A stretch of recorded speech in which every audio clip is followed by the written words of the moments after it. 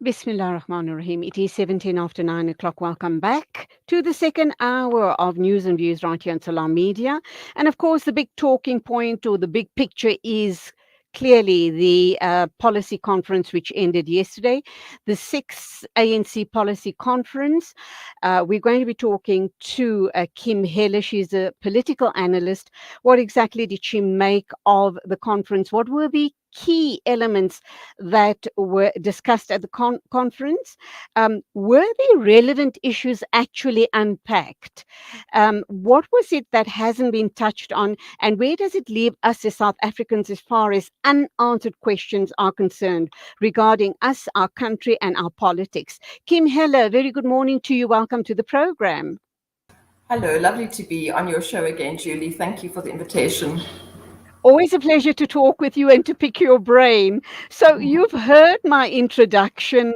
Um, how do you respond to that, very especially in light of the fact that they're very burning issues in the country? And I'm kind of wondering if that was given any attention at all. I know there was issues around the step aside rule. There was the issue around, the land issue.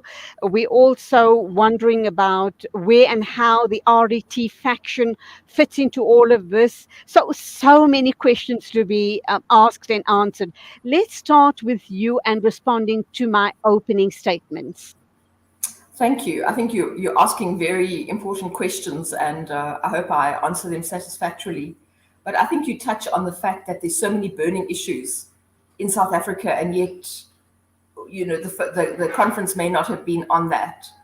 And I think you got a large dose of factionalism, of people arguing for particular positions, and the focus not on the ordinary person, but that has become the mode of operation for the ANC, where the focus is very internal, as if the internal issues around the so-called renewal, so-called step aside, are more pressing than the hunger of the ordinary person.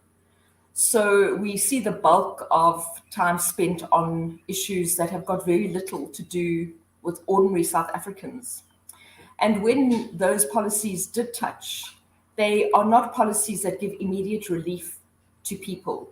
We're actually almost in a state of emergency when we look at the economic plight of ordinary South Africans who are no longer able to feed their families, or even some people are saying it's actually more expensive to catch a taxi to look for work or to go to work than to not go to work.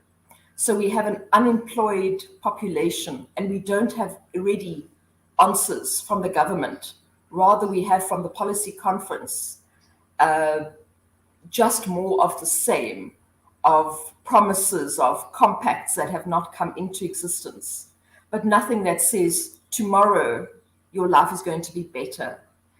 And what we also see is an inability to exercise and implement previous resolutions.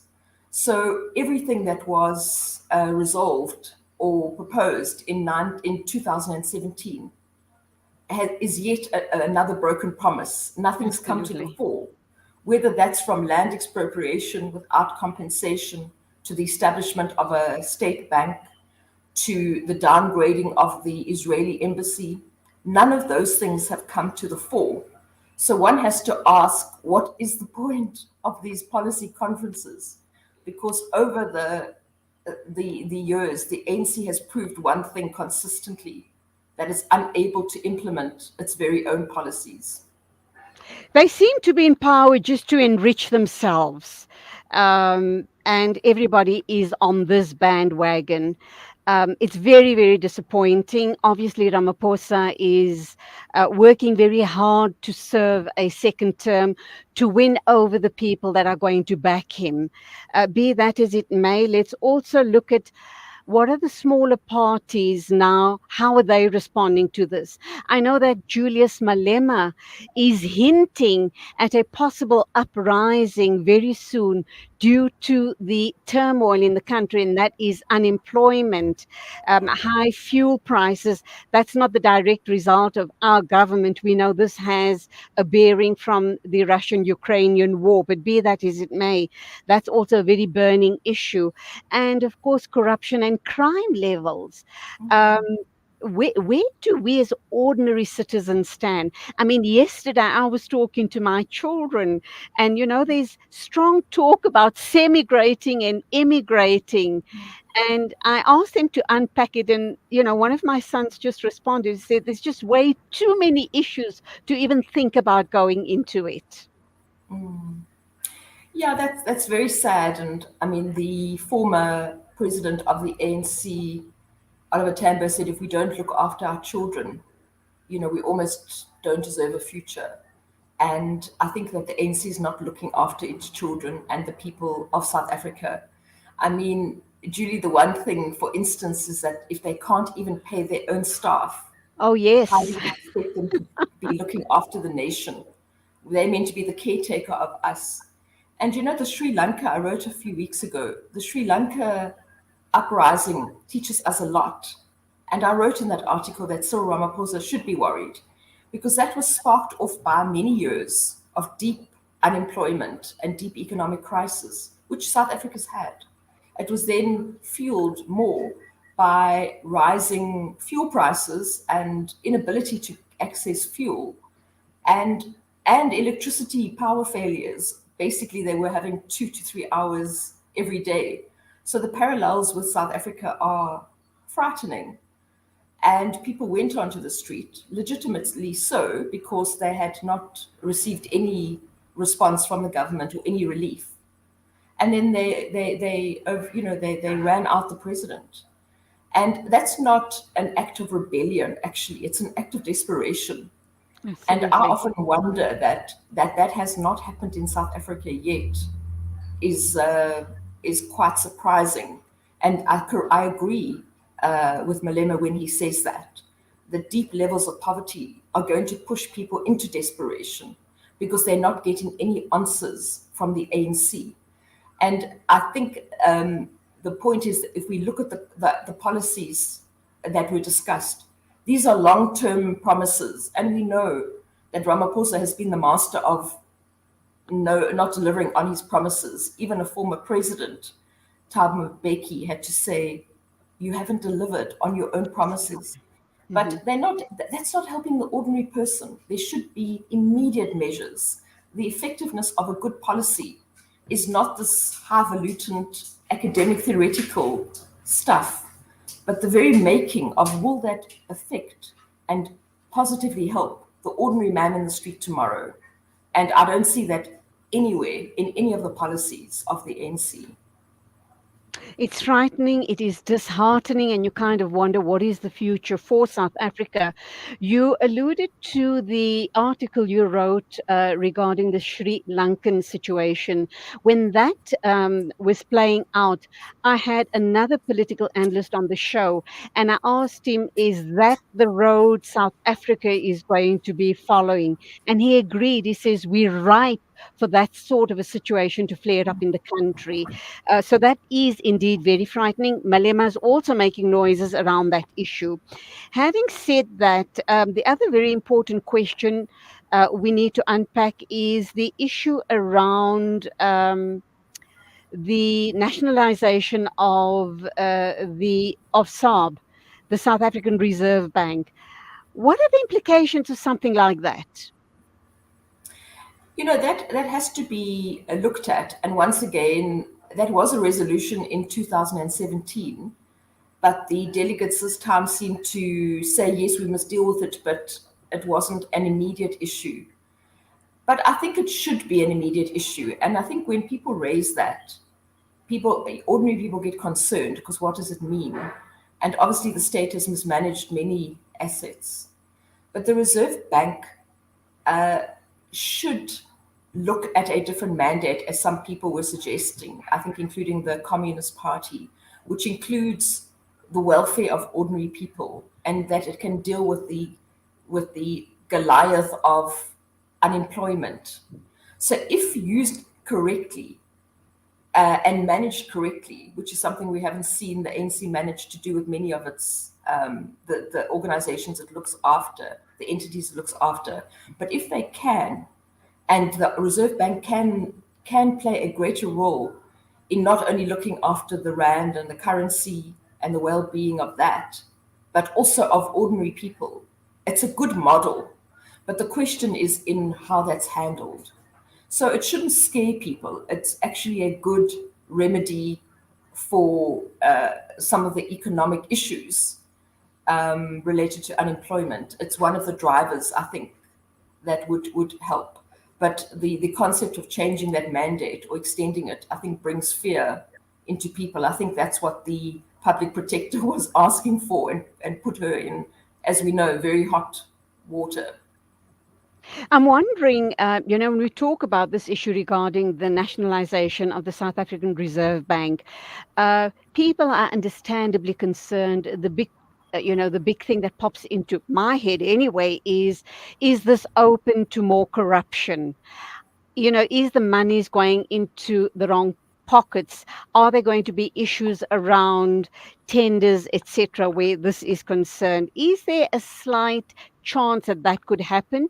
You also said, Kim, that going nationalizing Saab could and would create unemployment. How so? Sorry, I think I wasn't clear. I was saying that it can help alleviate employment because some of the national funds can be diverted towards emergency projects. It's a Ah, support mechanism for the okay. people. So in a truly democratic society, institutions should serve the people. An ISCOM should serve the people. A bank should serve the people. A state bank should. But as you correctly say, the ANC has mismanaged most of its entities. So to purpose this, a state bank or the Reserve Bank differently is in itself a good concept, but in the hands of a very self-serving ANC and corrupt ANC, it could be just the most disastrous thing.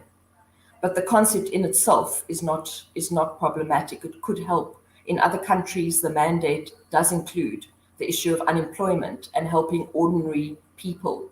But it's not the answer. The answer is finding jobs, sustainable jobs.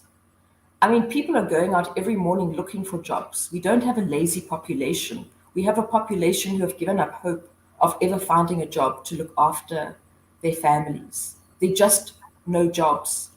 So the fact that the government can't create that and are looking for solutions elsewhere is symptomatic of political and policy fatigue and perhaps poverty of ideas, because the root of the problem is finding a vibrant and sustainable, prosperous environment for all.